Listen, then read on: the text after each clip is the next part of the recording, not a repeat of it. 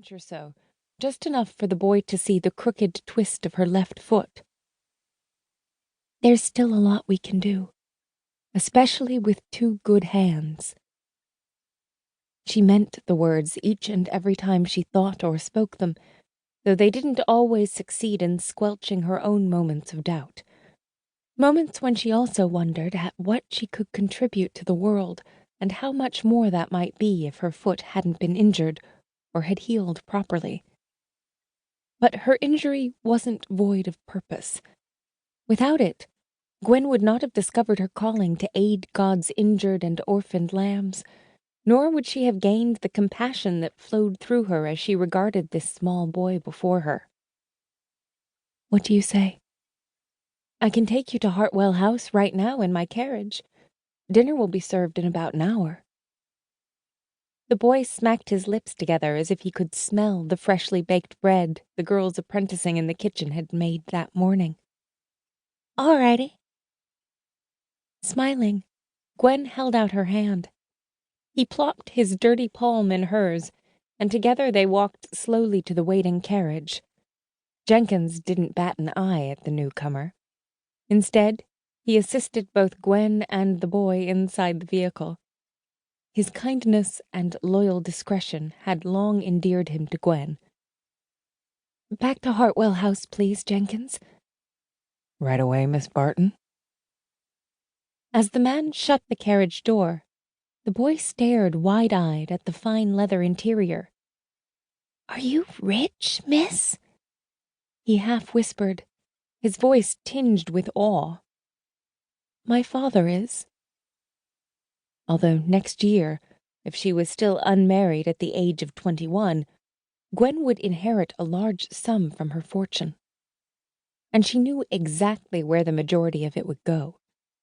She'd promised her cousin Dean Griffin and his wife Amy, the owners of Hartwell House, that she would provide the needed funds to build another wing and employ a doctor who specialized in the treatment of childhood injuries and illnesses, not unlike the renowned Dr. William Smithfield in London. Gwen had read every article her cousin had saved about the man's remarkable work with restoring mobility in previously injured limbs. Hopefully she and the Griffins would be able to find someone like him here in America.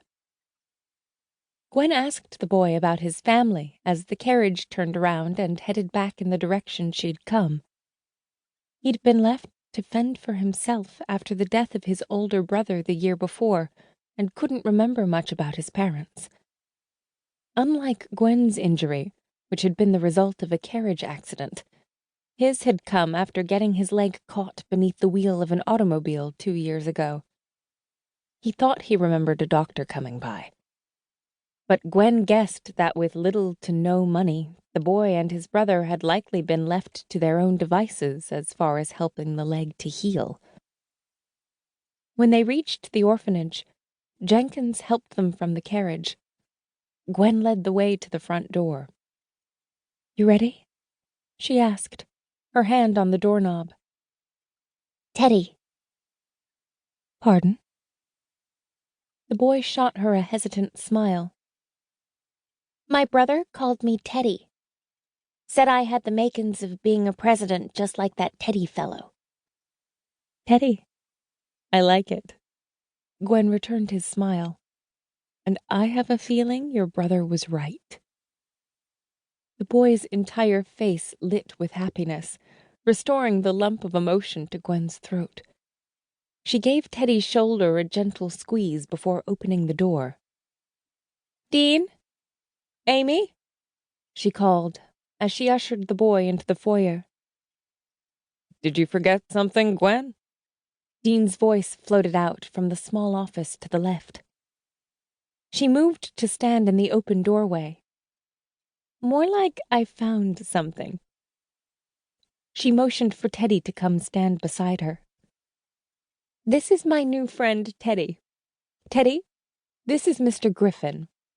As you can see, Dean, the boy is a lot like me, but he's also confident that he can earn his keep here." Dean circled his desk and squatted before the boy. "Would you like to live